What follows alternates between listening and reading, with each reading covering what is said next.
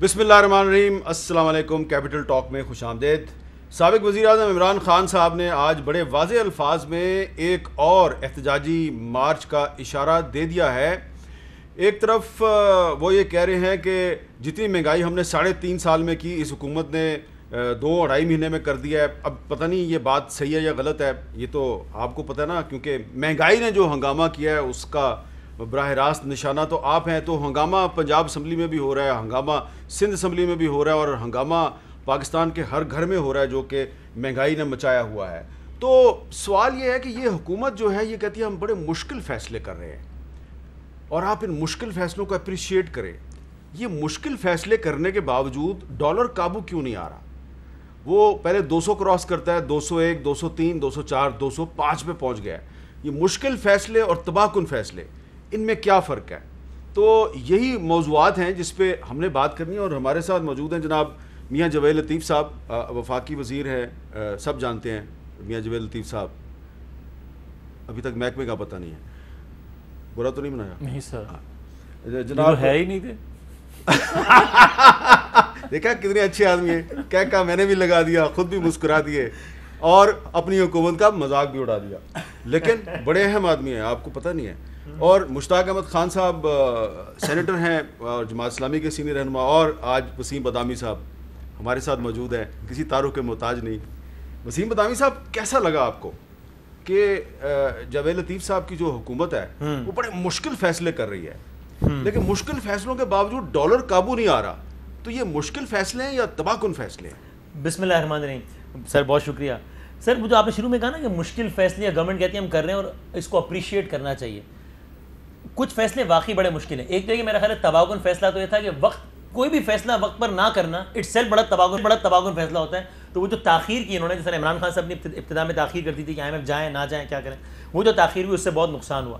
اور دوسرا یہ واقعی کچھ مشکل فیصلے ہیں، کچھ چیزیں واقعی ایسی ہیں کہ IMF کے ساتھ مس کمٹمنٹس ہوئی جس کی وجہ سے گورنمنٹ کو کرنا پڑا، لیکن اس کی میں کم از کم تعریف اس لیے نہیں کر سکتا کہ تعریف میں اس وقت کرتا جب اس گورنمنٹ نے بھی، یعنی کہ PML نون نے مینلی سیاست نہ کی ہوتی معیشت پر۔ معیشت میں سیاست خان صاحب نے بھی کی اور انہوں نے بھی کی۔ خان صاحب کہتے تھے پاکستانی ہوتے کو بڑی سیدھی سی بات ہے، پیٹرول مہنگا ہونا سمجھ جانا وزیر اعظم چور ہے، پیسے بنا رہا ہے، ختم۔ جب حکومت میں آیا تو پتہ لگا کہ نہیں یہ تو کچھ اور ہوتا۔ اور انہوں نے بھی یہ کہا، انہوں نے کہا 137، مفتاح اسماعیل صاحب کے آنسو نکل آئے کہ 137 روپے کا پیٹرول بتائیں کیسے لے گا ایک عام آدمی۔ آج وہ بتا رہے ہیں کہ دیکھو پاکستانیوں، آپ بتاؤ کہ ہم کیسے جو ہے وہ مہنگا پیٹرول لے کے سستا بیچیں، یعنی کہ دونوں نے سیاست کی۔ جب آپ معیشت میں سیاست کرتے ہیں تو یہ سب سے بڑا تباہ کن فیصلہ ہوتا ہے، اس لیے پھر آپ کے مشکل فیصلوں میں آپ کو داد نہیں دی جا سکتی۔ تو میرا خیال ہے جس دن پاکستان کے سارے پولیٹیکل سٹیک ہولڈرز یہ طے کر لیں، اپنی سیاست کریں گے، بیسک اکنامک پالیسیز پہ اختلاف بھی کریں گے، کوئی پرائیویٹائزیشن ہوتا ہے کوئی نہیں ہوتا، لیکن کچھ فیصلوں پر ہم سیاست نہیں کریں گے، اس پر ساری جماعتیں ساتھ کھڑی ہوں گی، تو ہی میرا خیال ہے کہ کچھ ان مشکل فیصلوں کو سراہا جا سکے گا۔ لیکن مجھے یقین ہے، میرا خیال تو ہے کہ ایسا ہونا چاہیے، لیکن مجھے یقین ہے کہ ایسا ہونے والا ہے نہیں۔ اچھا معیشت میں ہاں ایسی۔ اچھا مشتاق احمد خان صاحب، آج اسد عمر صاحب جو ہیں بڑے سینئر رہنما ہیں تحریک انصاف کے، انہوں نے آج ایک بہت سینسٹیو سی، بڑی نازک سی بات کی ہے جو کہ آپ کو پریشان کر دے گی، سنیں وہ کیا کہہ رہے ہیں۔ معیشت کے سارے ایکسپرٹس کہہ رہے ہیں کہ ہم جو سری لنکا میں صورتحال دیکھنے میں آئی ہے اس سے ہفتوں، مہینوں نہیں، ہفتوں دور ہیں۔ جس بری طریقے سے لوڈ شیڈنگ کی جا رہی ہے، یہ سری لنکا کا ہی آپ یہاں پہ ایک نمونہ دیکھ رہے ہیں۔ یہاں پہ آپ کے خیال میں کیا ہم واقعی سری لنکا بننے والے ہیں؟ شکریہ امیر صاحب۔ ویسے تو میں نہیں سمجھتا کہ ہم سری لنکا بننے والے ہیں۔ یہ سری لنکا کی گردان کر کے پرانی حکومتیں بھی اور موجودہ حکومت بھی عوام کو مزید سخت قسم کے مہنگائی بم کے لیے وہ تیار کر رہی ہیں۔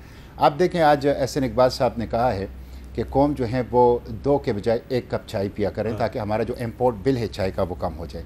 گزشتہ حکومت یہ کہا کرتی تھی کہ 2 کے بجائے 1 روٹی کھایا کریں، اور اسی طرح چینے کے دانوں کو گن کر وہ آپ چائے، وہ شہد والی سرکار چائے کے لمبے لمبے بالوں والی، ہاں وہ کہتے تھے۔ تو میں سمجھتا ہوں کہ دیکھیں یہ چیز درست نہیں ہے، اس سے مسئلہ حل نہیں ہوگا۔ آپ دیکھیں مفتاح اسماعیل صاحب نے پوسٹ بجٹ پریس کانفرنس میں کہا ہے کہ IMF خوش نہیں ہے اور ہمیں مزید سخت فیصلے کرنے ہوں گے۔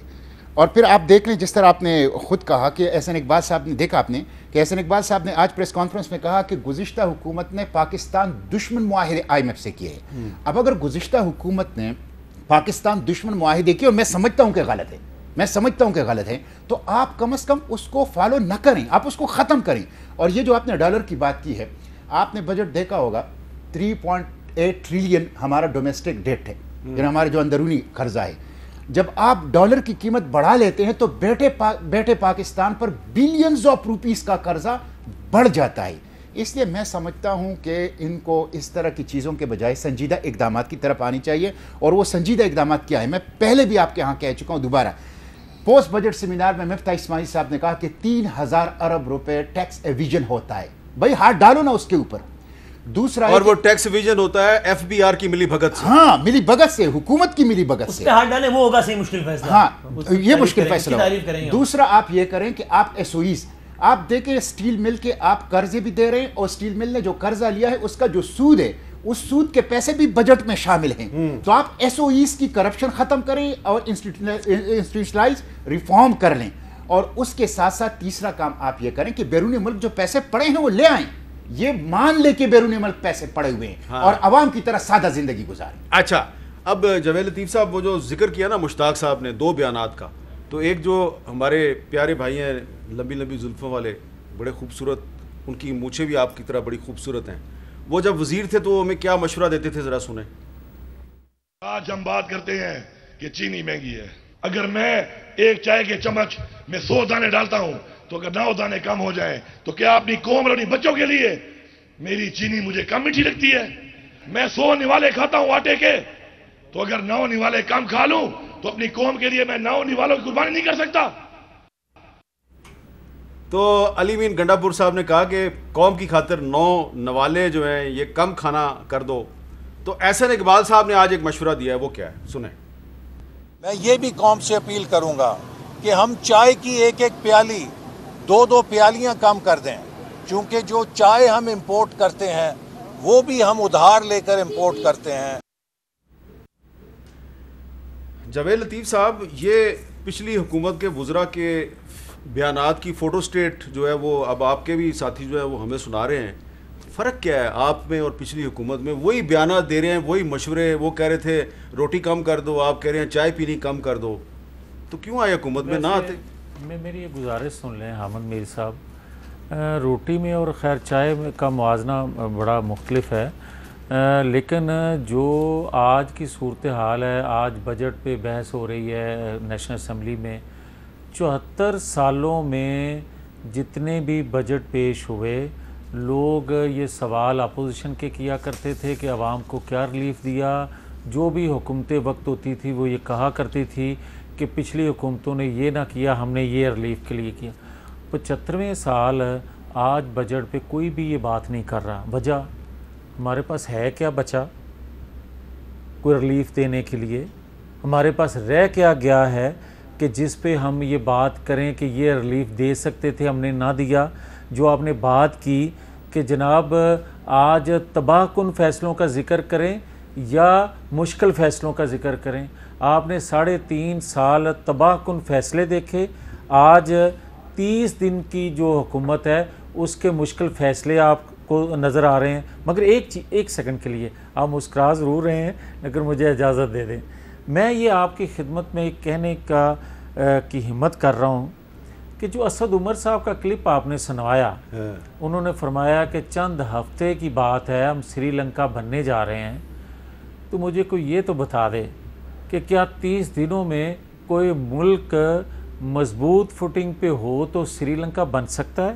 جیسے بھی نالائق جو بھی حکومت ہو، جیسے بھی وہ اقدامات کرے، کیا سری لنکا بنتے، خدا نہ کرے ایسا ہو، مگر بننے کے لیے کئی سال چاہیے. میں اعتراف کر رہا ہوں کہ 74 سالوں میں بھی کوئی ایسے اچھے فیصلے نہیں لیے گئے، سیاسی فیصلے لیے گئے، سیاسی ضرورت کو مد نظر رکھا گیا. مگر یہ جو فیصلہ ہم نے 30 دن پہلے لیا، یہ غیر مقبول فیصلہ، غیر سیاسی فیصلہ اس لیے لیا کہ واقعتاً چند ہفتے آپ دور رہ گئے تھے. آپ نے یہ فیصلہ اس لیے لیا جیسا کہ مشتاق احمد خان صاحب نے کہا کہ یہ میں آج قوم کو یہ ڈاکومنٹ دکھا رہا ہوں، یا IMF کے ساتھ معاہدہ 2019 میں عمران خان کی حکومت نے کیا تھا. جو وعدے عمران خان نے کیے اب وہ وعدے نبھا رہے ہیں، جو وعدہ کیا تھا نبھانا پڑے گا. یہ ڈاکومنٹ ہے جی، یہ کہہ رہے ہیں آپ. یہ آپ عمران خان کے فیصلے جو ہیں ان کو امپلیمنٹ کر رہے ہیں. میری عرض سن لینا, جو آپ عالمی مالیاتی اداروں سے معاہدے کرتے ہیں, یہ نہیں ہے کہ پاکستان کے اندر آپ کہیں کہ جھوٹ بولنا بھی, غلط بیانی کرنا بھی, یو ٹرن لینا بھی ایک بڑے لیڈر کی نشانی ہوتی ہے. مالیاتی ادارے دنیا کے جو ہیں ان سے معاہدے کر کے کوئی اسٹیٹ یا آنے والی حکومت جو ہے وہ اس سے انحراف نہیں کر سکتی, اور کبھی ایسا ہوتا نہیں دنیا میں جو آپ کرنے جا رہے ہیں اور جن کی وجہ سے آپ مشکلات میں پھنستے جا رہے ہیں. چلیں اب وسیم ادامی صاحب, میں آپ کیونکہ اکانومی کو بڑا اچھی طرح سمجھتے ہیں, میرے سے زیادہ سمجھتے ہیں, تو میں یہ جسارت کر رہا ہوں آپ کو, یہ جو IMF کے ساتھ پاکستان کا معاہدہ ہے یہ 2019 میں کیا عمران خان صاحب کی حکومت نے, اور پھر پچھلے سال 2021 میں کچھ کمٹمنٹس کی گئی. میں ذرا آپ کو بتا دیتا ہوں کہ اس میں ہے کیا, ٹھیک ہے, مختصراً. یہ جو عمران خان صاحب نے پچھلے سال وعدہ کیا تھا, اس وعدے کے برعکس انہوں نے بجلی پہ 5 روپے سبسڈی دی, اور قومی خزانے پہ انہوں نے ماہانہ 26 ارب روپے کا بوجھ ڈال دیا. اور یہ جو ان کا پیکج تھا بجلی کے حوالے سے, یہ IMF کے ساتھ معاہدے کی خلاف ورزی تھی. معاہدہ بھی کیا, اس کی خلاف ورزی بھی کی. پھر انہوں نے پیٹرول اور ڈیزل پہ 2 مرتبہ جو 30 روپے انہوں نے اضافہ کرنا تھا وہ انہوں نے نہیں کیا, یہ انہوں نے ریلیف دیا, اور اس سے قومی خزانے پر ماہانہ 62 ارب روپے کا بوجھ ڈالا گیا. پھر جو سبسڈی 30 جون تک جاری رہی تو مزید 37 ارب روپے کی ان کو ضرورت تھی. حکومت نے وعدہ کیا تھا کہ وہ پیٹرول پر 8 روپے اور لیوی بڑھائے گی اور ماہانہ 4 روپے قیمت میں اضافہ کرے گی. تو لیکن وہ انہوں نے نہیں کیا, اور مشکل فیصلے جو انہوں نے کرنے تھے انہوں نے نہیں کیے, اور مشکل فیصلے ان سے کروا رہے ہیں. اب یہ کہہ رہے ہیں ہم مشکل فیصلے کر رہے ہیں. تو آپ کے خیال میں جو عمران خان صاحب نے وعدہ کر کے نہیں نبھایا, تو انہوں نے قوم کا بھلا کیا, یا یہ جو عمران خان کا وعدہ نبھا رہے ہیں یہ قوم کا بھلا کر رہے ہیں؟ ایک مس کمٹمنٹ تو IMF سے ہوئی. اس میں سابق حکومت کے لوگ یہ کہتے ہیں, وہ پورا شوکت ترین صاحب بتاتے ہیں کہ جناب اس سارے اس سے جو آپ نے بتایا 400 ارب پلس کا بوجھ اضافی پڑنا تھا قومی خزانے پر, جس کا ہم نے بنا لیا تھا 100 ارب روپیہ PSDP سے کم کرنا تھا, باقی کچھ پروونسز نے دینا تھا, کچھ یہاں سے کچھ وہاں سے. اچھا یہ بھی کہا سابق حکومت نے کہ جناب یہ گورنمنٹ کا پروپیگنڈا ہے اور یہ IMF نے سب, لیکن IMF نے باقاعدہ اپنی پریس ریلیز میں جب مفتاح اسماعیل صاحب قطر گئے تھے, جس کے بعد IMF نے کہا کہ جب تک آپ پیٹرولیم مصنوعات کی قیمتیں بڑھاتے نہیں ہیں ہم آپ کو نہیں دیں گے. اس پریس ریلیز میں IMF نے لکھا, یا تو IMF کو نگیٹ کریں نا, کہیں کہ IMF غلط کہہ رہے ہیں, ورنہ IMF نے لکھا ہے کہ پچھلی حکومت نے ایگزیکٹ, یعنی خلاصہ اس کا یہ ہے کہ جناب جو کچھ چیزیں ہم سے وعدہ کیا تھا وہ نہیں نبھایا گیا. آپ انٹرنیشنل انسٹیٹیوشن کے ساتھ آپ یہ نہیں کر سکتے. تو یہ ظاہر سی بات ہے, عوام پیٹرول سستا کرنا, اس کو میں یوں کیسے کہوں کہ برا فیصلہ ہے, کہ عام آدمی کہے گا بھائی جان ہمارے جیب میں ذرا 10 روپے کم بوجھ پڑ رہا تھا, آپ کہہ رہے ہیں اچھا کہ برا فیصلہ ہے. لیکن بہرحال کنٹریز کے ناٹ رن لائک دس, کہ جہاں پر آپ ایک انٹرنیشنل مانیٹری فنڈ سے آپ ایک چیز کی کمٹمنٹ کریں اور پھر اس کو آنر نہ کریں. تو بہرحال یہ ایک مس کمٹمنٹ. یہ جو معاہدہ ہے نا, اب اس معاہدے کو میں نے پڑھا ہے بڑے غور سے آج, مجھے لگ رہا ہے کہ 30 روپے مزید اضافہ کرنا ہے اس حکومت نے. اب پتہ نہیں یکمشت کرے گی 30 روپے یا تھوڑا بہت کرے گی. اس پہ میر صاحب ایک تو یہ ہے کہ 750 ارب روپے لیوی, پیٹرولیم لیوی بجٹ کے اندر موجود ہے.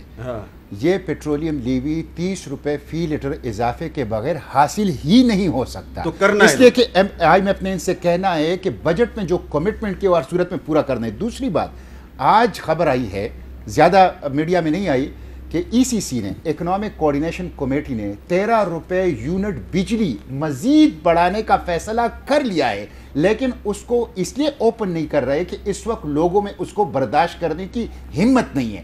تو اس کو انسٹالمنٹ میں 7 روپے, 5 روپے اور 2 روپے کے حساب سے آئندہ 3 ماہ میں کرنا ہے 13 روپے. میر صاحب میں یہ بتا رہا ہوں کہ دیکھیں پلوامہ کا واقعہ ہوا, پاکستان کے وجود کو خطرہ آ گیا نا. اگر گزشتہ اسد عمر کہہ رہا ہے کہ سری لنکا صورتحال بن رہی ہے, موجودہ حکومت کہہ رہی ہے سری لنکا صورت, تو اس کا مطلب پلوامہ جیسی صورتحال ہے, تو سب کو بٹھائیں نا, پھر سب کے ساتھ یہ شیئر کر لے. اچھا یہ میرے ساتھ ایک اور بھی چیز شیئر کیا آج منسٹری آف فائنانس نے, ایک اور بھی چیز شیئر کیا ہے. وہ کہہ رہے ہیں جی پاکستان میں ٹھیک ہے پیٹرول جو ہے وہ بہت مہنگا ہو گیا, مزید مہنگا ہونے والا ہے, 209 یعنی کہ 210 کے قریب چلا گیا ہے فی لیٹر. انڈیا میں وہ کہہ رہے ہیں جی ابھی بھی 266 روپے فی لیٹر ہے, بنگلہ دیش میں 193 روپے 45% فی لیٹر ہے, نیپال میں 273 روپے فی لیٹر ہے, اور سری لنکا میں 247 روپے فی لیٹر ہے. تو دعویٰ ان کا یہ ہے کہ جی ابھی بھی پاکستان میں پیٹرول سے آپ یہ پوچھ لینا کہ سری لنکا میں, بھارت میں اور بنگلہ دیش میں اور امریکہ میں मजदूर की तनख्वाह कितनी है, पर कैपिटा इनकम कितना है, मजदूर की तनख्वाह कितनी है, कुव्वत खरीद की सूरत हाल क्या है? जी, इसका जवाब दें जवेद लतीफ़ साहब। देखें, जो मुश्ताक साहब आपने बात की, वसीम साहब बात करें, बात तो ये ठीक है कि ये क्या मुआजना है कि इंडिया में ये रेट है, बांग्लादेश में या फ़लाँ जगह थे। भाई बात सीधी सी है, हम ये बात कहते रहे हैं कि अगर आप मुआजना कर रहे हैं कि अभी भी पाकिस्तान के अंदर पेट्रोल सस्ता है, तो दुनिया के जिन ममालिक से आप मुआजना कर रहे हैं वहाँ के लोगों की आमदन का भी ज़रूर बताया जाए।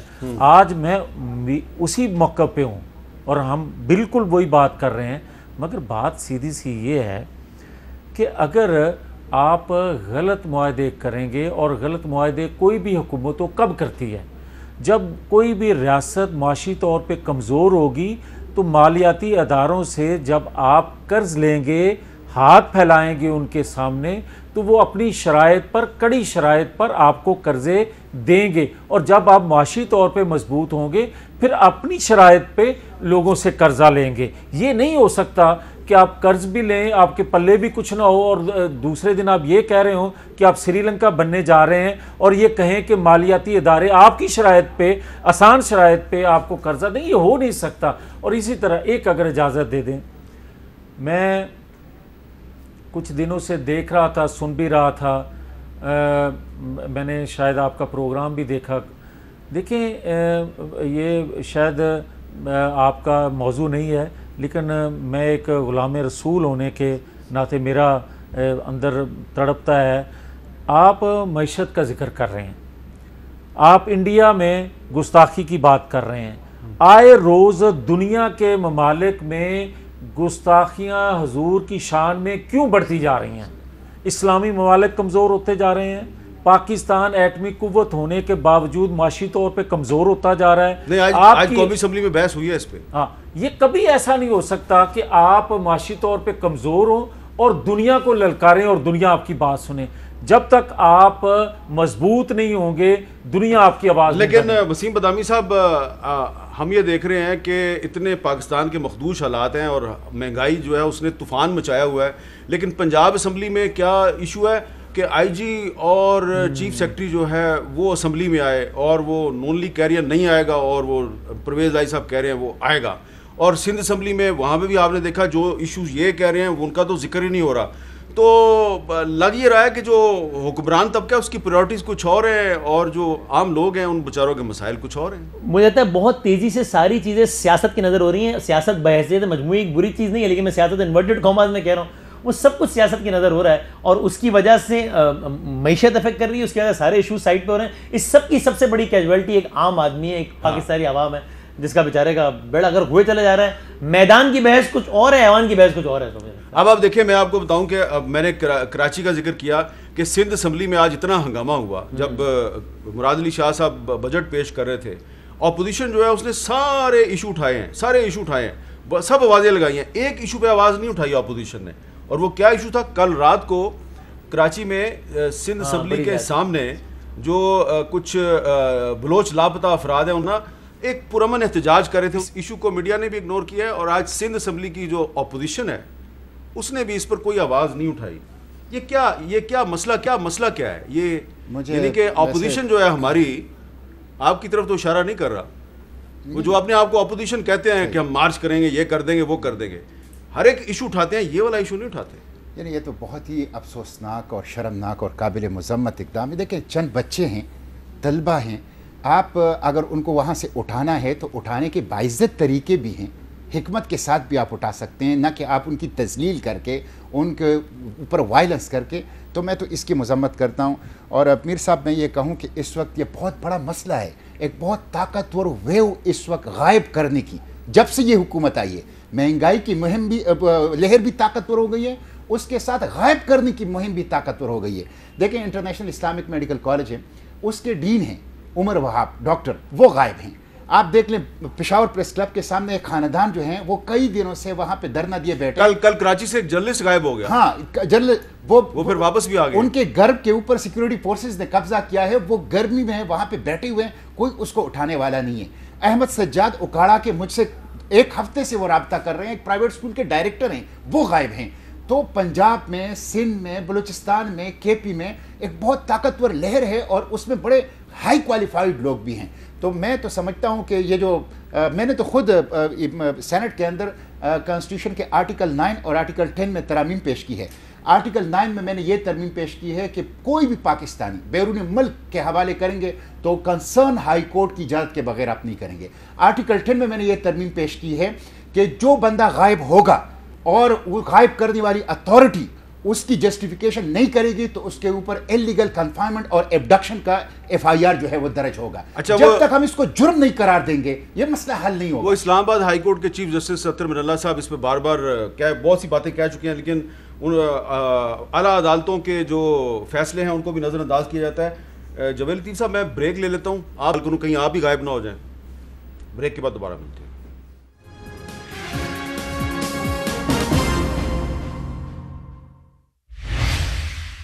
कैपिटल टॉक में दोबारा खुश आमदेद। जवेद लतीफ़ साहब, बड़ी बहस हो रही है कि परवेज़ मुशर्रफ साहब को पाकिस्तान आना चाहिए नहीं आना चाहिए। मैं वैसे अवॉइड करता हूँ, परवेज़ मुशर्रफ साहब जब से बहुत बीमार हुए मैं उनके बारे में ज़्यादा बात नहीं करता, तो अभी भी मैं कोशिश कर रहा हूँ अवॉइड करने की, लेकिन लगता है कि अवॉइड नहीं करना मुश्किल है। लेकिन मेरा सवाल ज़रा मुश्किल है, मुख्तलिफ है आपसे।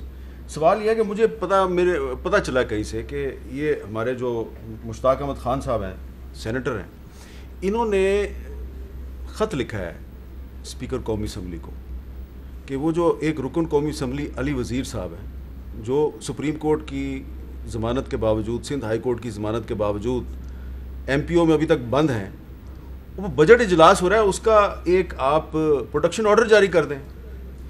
तो राजा परवेज़ अशरफ साहब स्पीकर कौमी असम्बली जो है वो अली वज़ीर का प्रोटेक्शन ऑर्डर तो जारी नहीं कर सकते, ठीक, ना ही कर रहे हैं, ना ही आप बोलते हैं इस पे। लेकिन आप लोग कहते हैं कि परवेज़ मुशर्रफ को आने दो, अली वज़ीर को ना आने दो। इजाज़त है जी प्लीज़। नहीं, जो आप बात कर रहे हैं बात तो बड़ी सीधी है कि बड़ा मुझे एहतराम अपनी जगह राजा परवेज़ अशरफ साहब का, मगर जब हम अपोजिशन में थे तो उस वक्त भी वज़ीर अली के हम कहा करते थे कि प्रोटेक्शन आर्डर जारी किए जाएं। आज राजा परवेज़ अशरफ को किसी को याद कराने की ज़रूरत नहीं, उनको खुद करना चाहिए। आपको पता है और ना, अगर आप ये कहते अली हैं वज़ीर साहब पे क्या केस है? जी मुझे याद है, 124 है जो आप पे भी है। जी मैं वही अर्ज़ कर रहा हूं। मुशर्रफ साहब पे आर्टिकल 6 का केस है, आइन से गद्दारी का केस है आप पर, और अली वज़ीर पे 124 का केस है। आपकी ज़मानत होगी या उसकी नहीं हो रही? मैं वही अर्ज़ करना, आपकी ज़मानत क्यों हुई है वैसे? शायद मैं छोटा गद्दार हूँ, अच्छा वो बड़े गद्दार होंगे, ठीक है। मगर ये बात सीधी सी है कि अभी आपने कहा कि राजा परवेज़ अशरफ शायद कर नहीं सकते। क्यों नहीं कर सकते? कर सकते हैं, बाइख्तियार नहीं है। हाँ। और अगर बाइख्तियार नहीं है, और यही वो वजूहात हैं जो अभी ज़िक्र हो रहा था कि इस्लामाबाद के गली कूचों में जब ये कहा जा रहा हो कि परवेज़ मुशर्रफ जो हैं वो वापस आएँ और एक अदारा उनको डिसोन नहीं करेगा। भाई बात सीधी सी है कि हम भी ये कहते हैं कि अदारे में बैठे लोगों का एहतराम होना चाहिए, मगर जो आइन को पामाल लेकिन करे, एक फ़र्क है ना कि वो इदारा जो है वो उसको डिसोन नहीं कर रहा, लेकिन आपका इदारा जो पार्लियामेंट है उसने अली वज़ीर को डिसोन किया, उसका प्रोटेक्शन ऑर्डर नहीं जारी कर रहा। मैं यही कहना चाहता हूँ कि आप पार्लियामेंट को भी एक अदारा कहें या ना कहें, मगर जमहूर जो है, जब हम जमहूरियत की बात करते हैं, ये एक बड़ा अदारा है, और ये एक बड़ा अदारा जो है ये कभी भी लियाकत अली ख़ान को, मोहतरमा फ़ातिमा जिन्ना को, जुल्फ़िकार अली भुट्टो को, नवाज शरीफ को, वज़ीर अली को कभी डिसोन नहीं कर सकता। अच्छा वसीम भाई, आप कुछ कहना चाहेंगे इस पे? नहीं, मेरे ख्याल में मुझे पिछला बजट इजलास याद आ रहा है कि जब पाकिस्तान पीपल्स पार्टी के लोग, अगर मैं गलत नहीं हूँ तो वो फ्लोर ऑफ द हाउस पे कहते थे जनाब स्पीकर इस रुकन कौमी असम्बली का हल्का नुमाइंदगी से महरूम है। हाँ। तो मैं पीपल्स पार्टी के अरकान से कहना चाहता हूँ कि मोअज़्ज़िज़ पीपल्स पार्टी के अरकान, आज जनाब स्पीकर आपकी पार्टी के अफराद हैं, तो आज आप क्यों काम नहीं करते?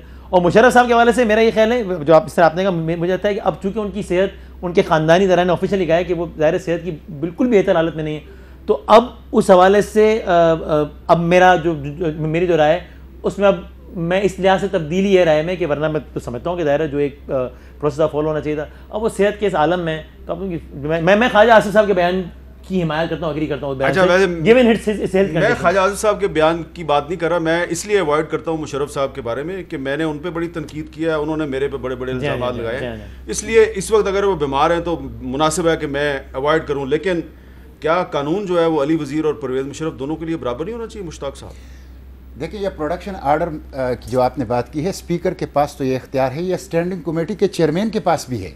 میں بحیثیت اسٹینڈنگ کمیٹی چیئرمین کئی دفعہ میں نے کامران مائیکل جو ہمارے سینیٹر تھے ان کی میں نے باقاعدہ پروڈکشن آرڈر جاری کیے اور ان کو اسٹینڈنگ کمیٹی کے اجلاس میں حاضر کیا ہے. تو مجھے تو بڑی حیرت ہوتی ہے کہ اسپیکر نے بجٹ اجلاس میں علی وزیر کی, اور پھر یہ آپ نے جو پرویز مشرف کی بات کی ہے, عجیب ملک ہے, اس میں احسان اللہ احسان کے لیے, راؤ انور کے لیے, پرویز مشرف کے لیے ایک قانون ہے, اور علی وزیر جو کہ منتخب نمائندہ ہیں اور دستور کے اوپر حلف اٹھائے اس کے لیے دوسرا قانون ہے. پھر آپ نے یہ پرویز مشرف کی بات کی, دیکھیں دو طرح کے انسان کے اعمال ہوتے ہیں, ایک انفرادی عمل ہوتا ہے, ایک ہے اجتماعی. وہ تقریباً 10 سال پاکستان کا حکمران رہا ہے, اس نے ایسی پالیسیاں اپنائی ہیں جس کے اثرات آج ہم بھگت رہے ہیں. آپ دیکھیں یہ جو بلوچستان میں جو کچھ ہو رہا ہے, بگٹی کو انہوں نے شہید کر دیا, اس کی وجہ سے ابھی تک بلوچستان کے حالات نارمل نہیں ہوئے. یہ جو آپ نے سندھ اسمبلی کے سامنے مسنگ پرسن, اس کا آغاز تو پرویز مشرف اور جو پرویز مشرف کے دور میں جو لوگ اٹھائے گئے تھے ابھی تک غائب ہیں, اور عافیہ صدیقی جو ابھی تک امریکہ کے اندر ہے. مجھے سیف اللہ پراچا جس کو ابھی 18 سال کے بعد گوانٹانامو بے سے انہوں نے ان کو بے گناہ قرار دی کے ریلیز کر دیا. اس کے وکیل نے مجھے خط لکھا, میں نے اس دن سینٹ میں لہرایا کہ اس کے وکیل نے کہا ہے کہ اب وہ بیمار بھی ہیں, عمر کے اس حصے میں بھی ہیں, تو حکومت پاکستان صرف یہ لکھے کہ اس کی سیکیورٹی کی ضمانت ہم لیتے ہیں تو ہم اس کو پاکستان. تو میں بالکل اس کے حق میں نہیں ہوں. میں سمجھتا ہوں کہ انہوں نے ڈرون اٹیکس, جس کو یونائٹڈ نیشن نے لائسنس ٹو کل کہا ہے, انہوں نے $140 ارب کا دہشت گردی کے خلاف جنگ میں نقصان پہنچایا پاکستان کو. انہوں نے پاکستان کو امریکی اڈا بنا لیا. انہوں نے 2 دفعہ آئین کو انہوں نے ایک چیف جسٹس کو جو اس وقت اس کو بالوں سے پکڑ کر گھسیٹا. ان کے جرم جو ہیں وہ قومی جرم, اور ایک چیز بھول گئے, ایک چیف جسٹس نے ان کے بارے میں فیصلہ دیا, پشاور ہائی کورٹ کے چیف جسٹس نے. مجھے بہت دکھ ہے کہ آج خواجہ آصف اور فواد چودھری یہ دونوں ایک دوسرے کے سیاسی مخالف ہیں, لیکن جب پرویز مشرف کی بات آتی ہے تو یہ ایک زبان ہو جاتے ہیں. یہ کبھی غریبوں کے لیے بھی ایک زبان ہو گئے ہیں, کبھی بلوچوں کے لیے بھی ایک زبان ہو گئے ہیں, کبھی یہ یہاں پہ مہنگائی کے خلاف بھی ایک زبان ہو گئے ہیں. میں سمجھتا ہوں یہ نہیں چلے گا, اور یہ اس طریقے سے جو اخلاقی بنیادیں ہیں پاکستان کی یہ مسمار کر رہے ہیں, منہدم کر رہے ہیں. اس کے نتیجے میں پاکستان کی سروائیول کا خطرہ ہو. ایک چیز جو ہے وہ شاید آپ نے ذکر نہیں کیا, اس کا ذکر میں کر دیتا ہوں کہ پرویز مشرف صاحب جو ہیں وہ محترمہ بے نظیر بھٹو شہید کا جو مقدمہ قتل ہے اس میں بھی مفرور ہیں. آئین سے غداری کا جو معاملہ ہے اس پہ جسٹس وقار سیٹھ کا جو فیصلہ تھا اس پہ لاہور ہائی کورٹ کے کچھ ججز جو ہیں انہوں نے اسٹے دے دیا تھا, پھر وہ فیصلہ جو اس پہ عمل درآمد تو نہیں ہوا. لیکن محترمہ بے نظیر بھٹو کا جو مقدمہ قتل ہے وہ تو اس میں تو یہ مفرور ہیں ابھی. تو بہتر ہوگا کہ پرویز مشرف صاحب پاکستان آ کے قانون کے سامنے سرنڈر کریں, جی, بجائے اس کے کہ آپ قوم پہ مسلط کریں ایک فیصلہ. جی میں ایک گزارش کروں گا, بات سیدھی سی ہے کہ سیٹھ وقار اللہ ان کو غریق رحمت کرے جو ایک تاریخی فیصلہ دے گئے, کیا 2 دنوں کے اندر لاہور ہائی کورٹ سے جو فیصلہ آ گیا تھا, کیا کبھی کوئی کہے گا کہ نواز شریف کے خلاف جو فیصلے لیے گئے تھے 2 دنوں میں اس طرح ان کو بھی انڈو کر دیا جائے گا؟ آپ کی بات بالکل درست ہے, اسی لیے تو میں نے کہا کہ پرویز مشرف کے جو ادارہ ہے وہ اس کے ساتھ کھڑا نظر آتا ہے. آپ لوگ یعنی آپ کا ادارہ نہ نواز شریف کے ساتھ کھڑا ہوتا ہے نہ علی وزیر کے ساتھ کھڑا ہوتا ہے, تو پرابلم تو آپ میں ہے. وقفے کے بعد دوبارہ ملتے ہیں.